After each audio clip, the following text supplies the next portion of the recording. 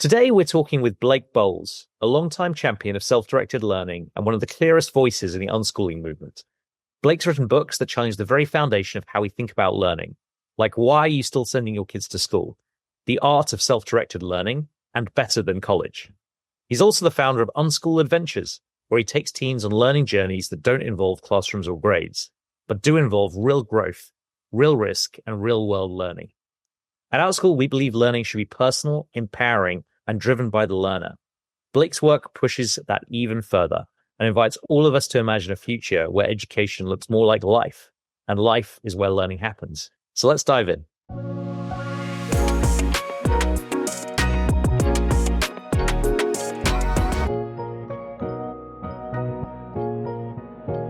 But yeah, to get started, Blake, you're such a leader in the unschooling movement. And I was wondering what inspired you to really take on this philosophy and becoming a kind of thought leader in it. When did you realize that traditional school wasn't for you, or was something that you were going to advocate for something different? Was there a single day, a moment, a conversation? What was it? There were 3 days specifically. Yeah. I did not grow up in any sort of alternative education environment. I went to California public schools and did well enough at the school game to get into UC Berkeley. And I went to study what seemed to be the most interesting thing I could, which was astrophysics, mostly because I watched the movie Contact, which came out in the late 90s with Jodie Foster and Matthew McConaughey. Great movie. Great movie, but not a good basis for a career decision. And after I'd taken a few years of hardcore science and math classes, I realized that all the other people in the room were more destined to be research scientists. And maybe I just love science, but not enough. And maybe I should be a high school science teacher. And I started reading books about the American school system, both public and private. And I started reading books by teachers who had quit teaching, even some who were award-winning teachers. And I said, their struggle sounds like a struggle I'm going to have too. And so I decided to just not even go for teacher certification. And I ended up designing my own degree in alternative schooling and sort of studied the theory of self-directed learning and radical alternative schools and unschooling as an undergrad, and graduated with the least marketable degree that UC Berkeley has ever issued, and have been pursuing this ever since. Wow, what a story. So you really lived it, in the sense that you just took yourself off the normal track. Yes and no. It's like I went through the normal track, and I think this is a danger of people who advocate for self-directed learning or radical alternatives who come from the normal track and find success in it, and they didn't have to struggle too hard, and then they tell other people, don't go to school. It's like that's actually kind of fraught. And so I feel like I turned into more of an anthropologist, getting to hang out with teenagers who don't go to school by choice, and then learn from them. And then I ended up writing about them and working with them and taking them on travel programs. So it sounds like you're alluding to the idea that unschooling and alternative paths aren't for everyone. Oh, it's definitely not. And what have you learned about who should engage in these paths? And yeah, I guess, what have you learned about them? Just through observation, I've learned that for unschoolers who come from two-parent families, the moms are often educators or former educators, and the dads are often like tech or entrepreneurial somehow. That's like this magical combination. Of course, there's all sorts of different iterations out there, but it is a pretty like niche thing to do. And I've met single parent families who are doing this. I've met, high income, low income, everything in between. And so you can, in one way, say anyone can do this, but really it takes a pretty unique kind of personality and background to do this. But it is global potentially. And so it's hard to talk about it, but I'm definitely a believer in the idea that there should not be any one dominant approach to education. That's the thing that got us in trouble in the first place. This is why I'm a fan of Outschool, because you really represent this, let's just see how many different people with how many different interests and approaches we can get together in the same room and offer to kids, so you can really have a genuine sense of choice. I think there are a lot of people who don't fit into that archetype that you described, right? The educator mom and the tech bro dad. who are interested in the freedom that, no offense, Amir, that are interested in the tech, are interested in the ability to pursue the freedom that this type of learning allows, but on another hand, right, that freedom is scary because they might not have the resources, the knowledge, the expertise to help their child pursue a more self-directed path. I guess, have you seen instances where families who don't fit that have pursued it successfully? And how do you kind of help or talk to or coach families through that if they don't kind of meet that more traditional, archetype? Yeah, like there's push and pull reasons for going into alternative education. Right. And oftentimes there are parents who have this idea when their kid is an embryo that my kid's not going to go to the normal school system. They're going to be self-directed, intrinsically motivated, and they're nurturing them and taking them in that direction from a very young age, and maybe purposefully never sending them to school, maybe even denying them the opportunity to go to school when the kids say they want to go to school. And I think that's fraught too. And then there's a lot of other families that say, I would be happy if my kid just fit into the regular school, but they are struggling, they're suffering, they're coming home crying. This is clearly not a good fit. And then out of desperation, these parents go looking for the alternatives. And I've had parents enter into my life from both of these angles. And it's, there are different challenges with each one of these. I think there's this whole reorientation to the ideas of self-directed learning that the parents who are coming out of desperation need, and they need it pretty quickly. And then sometimes there's this reorientation for the parents who are coming from like the true believer angle, where they need to observe that maybe it's okay for their kid to actually go and do the normal thing for a while, that kids have a deep need for conformity and to like do what their peers are doing, and at least let them taste that for a little bit, so then that the kid can make their own decision about the method of education they think will fit them best. That's super interesting. It almost sounds contradictory, the idea of families kind of making their kids engage in alternative education, because that's coercion comes in all shapes and sizes. Yeah, I hadn't thought about that, but you're right. It makes sense that sometimes families do come with too much preconceptions. Is that what you're fighting against then? Mainly this idea that of preconceptions, and instead we should be observing our children and actually trying to see what works and what doesn't. Radical idea. So I don't have kids, but I've been asked the question so many times, like, if you did have kids, would you homeschool them or unschool them or send them to this kind of school or X or Y or Z? And my answer is, I don't know, because I have not met those kids. Like, these are entire individuals that are separate from me. And it depends on who my co-parent is. It depends on what my financial situation is, where we live, what the other people are like. There are so many contingent factors that to be a fundamentalist about any version of education, whether it's like my kid has to go to public school so they learn democracy and values and they hang around with other kids who they would never meet, or the alternative thing, or like there's so many versions of this. And you see this with private schools and really affluent families. It's like my kid has to go down this path that ends up in one of these elite universities. Otherwise, the world will end. And we can like easily identify the problems with that. We can critique that. But again, it comes in all shapes and sizes. And maybe that is what I'm fighting against, Amir. I haven't thought of it that way, but perhaps it is.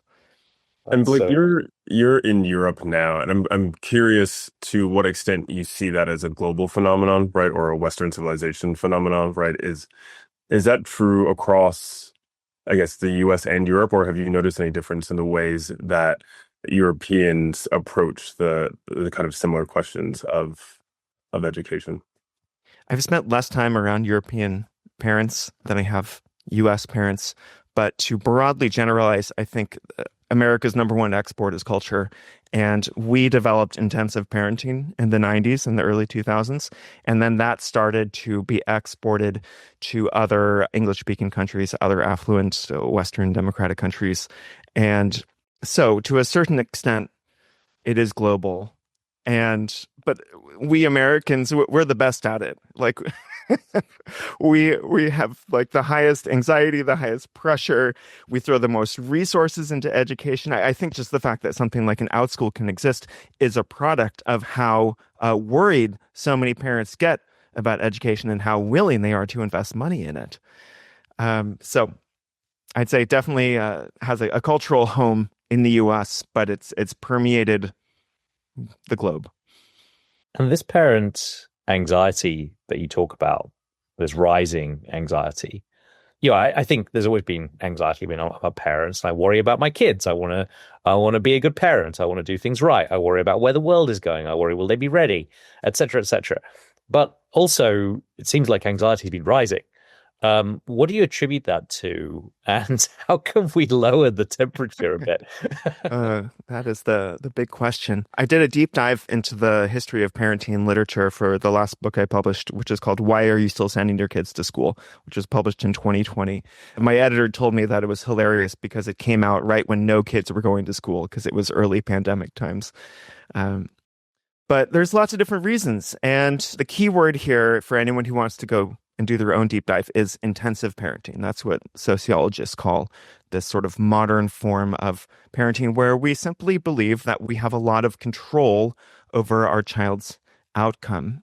And so there's another sociologist named Frank Furedi who said we can think of it like parental determinism.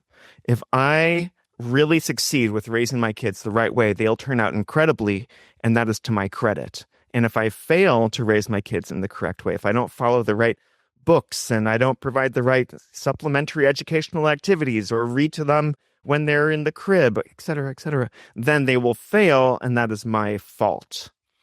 And I think the broad shift that you're talking about from, let's say, the 70s until modern times is that parents just were less invested and like identified less with their kids and their kids' outcomes, especially educational outcomes. Of course, there's always a level of like parents caring and identifying with their kids. But if you just contrast like the phenomenon of like parents wanting to be best friends with their kids now compared to 50 and certainly 100 years ago, I think it's pretty clear. I mean, this has to do with like the shifting demographics, smaller family sizes. Each child is now more precious. If you have 4 kids and now you only have 1 kid, then clearly that changes things. Alison Gopnik from Berkeley, another great psychologist, she wrote this book, The Gardener and the Carpenter. And it's a whole exploration of 2 different broad modes of parenting. Carpenters think that they can measure and cut precisely to create like the perfect chair. Whereas a gardener says, I'm going to plant these tomato seeds. I'm going to put some fertilizer and water it, but I don't know how it's going to turn out. They might turn into other kinds of tomatoes, be big or small. They might interact with other plants in ways that are unforeseen. You just assume a certain level of they're going to do their own thing, and there's not much I can do about it. And so she advocates for the gardener role as the more historically time-tested and more humane approach to parenting, and that's what we've gone away from. You know, Blake, it's interesting to hear you talk about the carpenter because I think there are a lot of families or there are a lot of people who think that they did the right thing or followed the script to get to a certain outcome. And I think very often now, like that outcome is going to college or going to a 4-year school and getting the degree, right? They got the A's, they did the SATs, they got into the university, but then the kind of next step of me doing the right thing as a parent is my kid getting a lucrative job, right? Or finding a meaningful career, theoretically. But, you know, there's no secret that is there's a big gap between kind of college and then a meaningful career being a reality. And I think that has caused a lot of people to question kind of the value of the 4-year degree, the value of college. And I think has left a lot of parents, you know, with the conundrum of I did the right thing, but the outcome was not what I expected. What's your take on that? And you know, is that a reason to kind of question the value of the kind of university and 4-year degree? Is it okay that, you know, students are kind of going out into the world not necessarily with a marketable degree or set of experiences and just find their way? I guess I'm just curious as to kind of how you think about that and what you think the real objective of an education is. think the real objective of an education is to make someone into a self-directed learner. And I think that's the ultimate marketable skill. If that's what your concern is, then, college is required for certain licensing and to get into certain worlds. Like if you want to become a research scientist, you really do need to go through the university system. You probably need to get a PhD. If you want to become a dentist, et cetera, you want to become a teacher. But as the world of opportunities that doesn't necessarily require a college degree for licensing continues to expand, then that disconnect is going to grow. I wrote my second book about this question. It's called Better Than College: How to Build a Successful Life Without a 4-Year Degree. And I tracked these unschoolers or self-directed learners who decided to continue their self-directed learning into young adulthood and beyond. And it turns out that this is not a path to fabulous wealth and riches. This is not a path to some sort of like hardcore job security, but it is a path to like feeling that your values are aligned with your work, and people who develop a lot of flexibility with their work, whether they're like pure entrepreneurial, working for themselves or freelancing, or if they are part of a larger organization, but advocating for higher autonomy. I'm sure you guys are familiar with self-determination theory, this old theory of psychology that says essentially people need 3 things to be intrinsically motivated. You need autonomy, you need the chance for mastery, and you need a sense of purpose. And so I'd say if you want to quantify and give metrics to anything for outcomes for education, it should be those 3 things. Like someone should feel and possess a genuine sense of autonomy, of choice, not just be locked in to one career path or only have one narrow set of skills. That's the danger of a highly technical, narrow, career-focused education, is that you're going to just only prepare to do one thing. You should have mastery, so you actually have to be good at what you're doing. You can't just be like a passionate, self-directed learner who never pushes through the difficult stuff and never gets into like the real deep skills. And then most tricky, you need the purpose. You need this like sense of meaning and connectedness. And that is, I think, the door that really unlocks all sorts of possibilities. I think that the worst situation you can be in if you're a young adult going to college is to get into a college, start paying student loans, not actually be interested in what you're doing in college, drop out after 1 or 2 or 3 years, not have the degree, do have the loans, feel like you have totally failed because the entire world has been pushing you to get a college degree. And so you have low self-esteem, you have student loans, you're probably living back at home, you have no degree, you have no idea what you're doing. And like that is the enemy. That is what we should guide young people away from. I'd much rather have a young person be living at home, be not quite sure what they want to do, but not have any student loans, and be like actively searching, taking some Outschool classes or whatever, looking for what they might feel super passionate about and have this sense of meaning and connectedness too. And Blake, if self-directed learning is the goal, right, or the outcome that you're looking to see kind of in an education, I mean, I'm curious as you think about the American education system, like how do we get from where we are to there, where that is more universally accessible? Oh my gosh, you want me to answer this question? Yeah. All right, but I'm going to turn around and ask you guys right after it.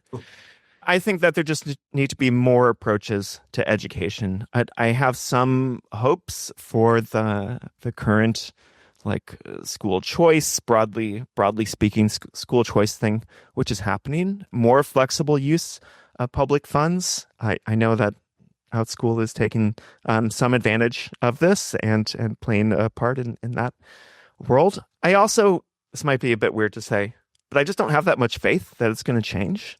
I think that a lot of what we consider like active change in the world of education is actually downstream of pretty like material causes.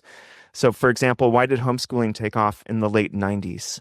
It was legalized, broadly speaking, in the 70s. And why did it take off? Like, do you guys have a theory? Why did homeschooling take off in the late 90s, early aughts? Amir, I see you. I bet you have a theory.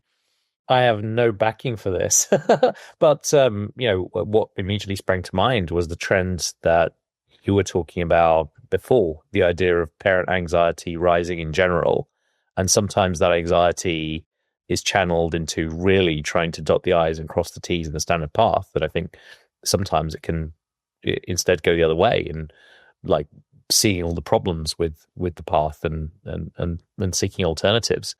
But I think there's been I see just general dissatisfaction rising in the world, full stop, not just about education, but across a whole range of topics. And I have some ideas about why. It gets very philosophical. I just think a lot of the suffering comes from when our mental models and conceptual models, ideologies, start to get out of sync with reality. And I think the world is changing. And I think a lot of what has served us as humans in the past is now failing us. And we don't know why, and we don't know what to do. And that causes people to reach for all kinds of alternatives. So that's my little box. I'd love to hear what you think of that. I think the rise in anxiety is part of the explanation, but there's this step change in homeschooling in the 90s and the 2000s that took it from a somewhat fringe movement. I mean, the evangelical kind of Christian part of the United States always had this firm foothold there, but maybe there was 500,000 homeschoolers in the beginning of the 90s. And then by the end of the 2010s, there was 3 million homeschoolers. And the reason for that, I believe, is the internet. The internet just blasted onto the scene, and all of a sudden we had this connectivity and this chance to connect with other people and form these micro communities, but also to go learn about whatever we want, independent of the public library. And I think that was just this incredibly empowering tool for self-directed learning, incredibly empowering tool for parents who want to take the homeschooling path but don't feel like experts in enough subjects to meaningfully help their kids. Once there's decent YouTube videos and once there's decent blog posts out there that a 11-year-old can access, and it's oh yes, actually my kid can kind of teach themselves a lot of stuff. Maybe I still need to help fill in the gaps or hire a tutor for this, or maybe they'll never learn a foreign language unless I twist their arm into doing it. But I mean, I think that is what is changing the world of education. I think there's these economic and these technological reasons, and especially communication technologies. And so the discussion right now is about AI. I think it's a super interesting discussion. I'm pretty optimistic about it. And when people say every kid can have their own super tutor, I'm yes, this is a good thing. We should do this. Not it's ever going to be unequivocally good. You don't, just because you say I'm pro AI doesn't mean I think there will never be problems with this. It's the black and white thinking. Can we leave this behind, please? But I think that's going to change education and increase the capacity for self-directed learning. I mean, you guys are a living example of riding the wave of internet connectivity. And just the fact that, I mean, I taught an Outschool class at the beginning of the pandemic. It was called How to Email Strangers, because I love teaching teenagers how to cold email strangers, interesting people, maybe ask for feedback or advice, or maybe I can collaborate with you. They love it too. And the fact that Zoom worked like magic in the pandemic, and the fact that everyone's high-speed internet kept working, it was oh, okay, this is different. If this pandemic happened 20 years ago, everyone's with their little dial-up 56K modems, then it really would have been a lot more isolating. So this is where I put my faith. And so this is something outside of all of our control. Totally. I'll just note that look at us swapping roles. Our listeners are going to know who the tech bro is here with you repping the internet like that. Yeah, you have the engineering degree. This is awesome. But you also, you've given some hope there for change, but you also said that you also lack hope. Is it just because it's not within our control and we have to accept that? That's the thing that we have to accept. That's so against the typical, I don't know, Western values and Western mindsets, this idea of letting go of control and both of your kids and of this change, and instead, I guess, participating in it. Is that what you advocate for? How do you? Well, you do instead? Again, I'm not a parent. Giant disclaimer, but the most important figure in unschooling, John Holt, was also not a parent. I just like to put that out there. But one of my favorite parenting books, because I've read a lot of parenting books, is The Idle Parent by Tom Hodgkinson. And he's this cheeky British author who has kind of written in praise of idleness and of like loafing around and not trying too hard. And he wrote this brilliant book about how to do this as a parent. And one of my favorite quotes from this book, he said, here's my ideal childcare situation. There's a large field. On one side of the field, a bunch of kids are playing together. On the other side of the field are me and my friends, the other parents, and there's an open bar. And I just think, of course, it's not like saying everyone should be drinking. This is not like the actual 1970s, but it's this certain amount of like, just let the kids go play. It's very Lenore Skenazy and Peter Gray. It's very free range kids. It's very like, let them learn how to interact with each other. Let them develop social skills by doing what kids have always done. Peter Gray takes this argument to like the hunter-gatherer stage of things, which I think is, it's difficult to make that argument in a comprehensive way. But just being a bit more hands-off, I mean, that's how I feel about education too. It's like, if you're living in San Francisco and you're making $300,000 a year and you have time to take your kids to different activities, then like the world, it's an incredible place. There's like so many cool, innovative schools and activities happening. If you're living in central Ohio, or I grew up in Bakersfield, California. If you're living in Bakersfield, there's probably not very many alternative schools there. There's probably a limited number of homeschooling communities, and maybe your best opportunities are online. Or maybe there's a good community college and you can like find a professor who you vibe with.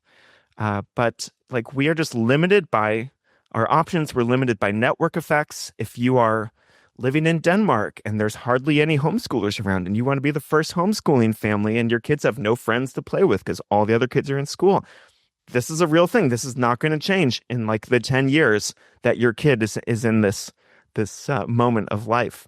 And so this is why I think it's really good to just be like a bit compassionate when discussing alternative education ideas and realize that there's a lot of great ideals out there, but there's also like just tough realities. There's economic realities, geographic realities. There's these just historical realities. Some families feel safe doing this. Other kids don't. Some parents feel empowered, like I can really help shape my kids' self-directed education. Others, it's like a deep well of anxiety.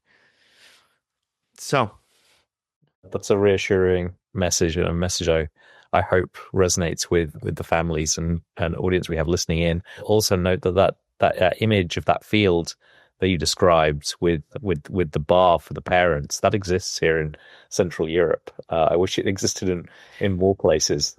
Europe has an incredible amount of free range kids culture. Like, I spent a lot of time in Germany, and you see so many groups of 10-year-olds riding their bikes to school without any adults around. You see like multi-age groups going out and about. And there's like historical and like infrastructure type reasons for this. But it's strange. In Switzerland, I was told that in some cantons there's a law that says that above a certain age you cannot accompany your child on the commute to school. And they do that in order to set the bar of the lack of protection, the bar for safety.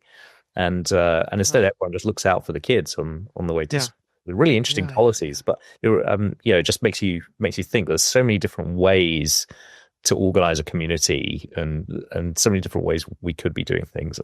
Personally, would just love to see more experimentation and sharing of those kind of ideas between different countries and geographies. And a lot of our problems, our so-called problems, are like rich country problems too. It's like you go hang out in Guatemala. It's like, kids are going off and like going to school, and they're probably also like working at younger ages. A lot of the stuff we sort of say, I wish it was like the 70s again. This is still happening in most other parts of the world. It's just we're dealing with our like kind of unique anxieties born of affluence. So interesting. Your ideas have really enlightened me, but you must look at others in the field and be enlightened by them. And I'm curious, who's really inspired you in the field? Who are a couple of education leaders, thinkers, change makers that you most admire? Because we'd love to have them on the show too, and I'm sure our listeners would love to know about it. I could spend a long time talking about this, but I'll give you two. The first one is a woman named Grace Llewellyn, who was one of these really talented teachers who worked as a public and a private school teacher. And then she quit teaching. She said, this is just not going to work for me. It's not working for those kids. And she ended up writing a book while she was in her 20s called The Teenage Liberation Handbook. And the subtitle is How to Quit School and Get a Real Life in Education. And it became this underground classic in the homeschooling and unschooling worlds. And it kind of defined unschooling for a lot of people who maybe didn't connect with John Holt's books. And what I love about Grace, she and I both really love working with teenagers. That's kind of the age range that we vibe with. And she started this summer camp called Not Back to School Camp. And I went and I worked for her at that camp pretty soon after I graduated. And that was my big opportunity to start meeting all these flesh and blood, like 100 teenage unschoolers would come every summer. And the camp continues to exist. It's still there. You can still send your kids there or, assist your kids in signing up for it. And so her books and the work that she's done through that camp have been really inspirational to me. And then one other person is Ken Danford, who he started something called North Star in Western Massachusetts. And North Star is not a school. It's not an alternative school. It is a self-directed learning center. And so this is for young people in Western Massachusetts who already, maybe they haven't already decided, but you legally need to be a homeschooler and be taking responsibility for your own education before you can legally sign up for North Star. And I think that's important because then parents and young people don't bring this whole set of assumptions about what a school should be or should offer or how a school should motivate their kids or should provide a certain breadth of, academic courses. And instead, it's more like a YMCA or a resource center.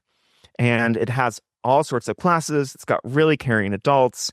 The only thing that's required at North Star, aside from just playing nice and not being mean to anyone, is to show up once a week to have a short mentorship meeting with one of the adults just to check in and kind of make sure hey, I noticed that you were sitting on the couch over there playing Pokemon Go for the past 5 days.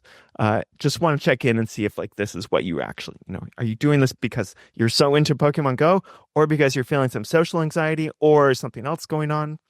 And I think that's good. If you're going to require anything at a school, that should be it. And so Ken has helped also a number of other people start similar things to North Star. And that network is called the Liberated Learners Network. There's a number of them on the East Coast, USA. So those are two people who I'm a big fan of. And Blake, you've, in a similar vein, you've done a lot of research, you've done a lot of writing, I think answered probably a lot of questions that you've had, other people have. Because I'm just curious, what's next, right? What is the question or curiosity that is in your mind and front and center right now? With a lot of the writing that I did and speaking for parent groups, there was always this assumption that if you take an alternative educational path, it can and most likely will lead you back into the normal system of employment or university. And because that represents security for young people and adults. And I've been doing some writing in recent years that's a bit more what if you decide to keep being a self-directed learner through adulthood and you just keep going and you never stop? And I'm really big into the outdoors. I've always been into hiking and backpacking, and I eventually got into trail running and bicycle touring. I love travel. And in the outdoor community, especially in the Western US, there's this term dirtbag. And it's originally a term that's derogatory. It's you say oh, look at that dirtbag. But then rock climbers in Yosemite in the 70s started to use the term to talk about themselves with pride. And someone who's so dedicated to rock climbing that they figure out a way not to take a normal job and just climb most of the time would be called a dirtbag climber. But then there's dirtbag hikers, there's dirtbag kayakers. Now the ecosystem has grown. And there's something about the dirtbag outdoors people that really feels like they're just grown-up unschoolers to me. And these are people who have these are not people who are leeching off the system. They're not trust fund babies. They're not just working the government to get unemployment benefits and or just taking money from family. They are paying their own way. They're They work. They're often entrepreneurial, not always, but they refuse to work full time, and they will spend almost nothing. That's another reason they're dirtbags. They will sometimes sleep in the dirt in a bag, like a sleeping bag, in order to live the kind of life they want to live. And I've just admired these people, even though I've never been a super hardcore outdoors person myself. I started to hike the Pacific Crest Trail when I was 22, and I quit after 2 weeks. Just could not handle it. And I'm much more of an educator at heart. And these people still inspire me, and I've been living this way to a certain extent. I've been taking teenage unschoolers on international trips through the little company I started called Unschool Adventures. But I've only done 1 or 2 trips a year for the past 15 years. And so I'd say like a solid 2/3 or 3/4 of my year is like technically free and open. And some of that time I spend like doing writing, and that might turn into a book, which might make me a little bit of money at some point. But mostly like I go visit friends, I travel, I go do stuff in the outdoors. I do spend a lot of time reading. And to me, this kind of life is interesting, and it's kind of tricky to pull off. And so I've been interviewing other people who live similarly, and I'm working on a book called Dirtbag Rich, which describes this. And so this is my first big departure from writing about alternative education and writing for a more broad, general public who might be interested in having a different kind of like economic existence, but still having a very passion-driven life. That is so interesting. We'd love to have you back once you've completed the book, and we can talk about the links between education transformation and life transformation. And that sounds fun. Let's do it. Sounds intriguing. But listen, Blake, thank you so much for speaking to us today, and to our listeners. You've truly been inspirational and have really opened my mind. I've now got several new tabs in my browser looking up all your recommendations. Thank you so much. That's how good things begin. Thanks, Amir. Thanks, Justin. Thanks, Blake. Awesome to meet you. Well, guys, that was Blake Boles, unschooling advocate, self-described dirtbag, and world traveler, with a living invitation to rethink what living and learning could look like. Blake is a reminder that the education revolution doesn't start with big systems or sweeping policies. It begins with people making courageous, unconventional choices and showing what that looks like. If you've been waiting for a sign to do something different, this might be it. Thanks for joining us on this episode of Outspoken. Subscribe for more radical voices all season long. Share this episode with someone who's wrestling with the system, and learn more at outschool.org/unspoken. Until next time, stay courageous and keep learning your way.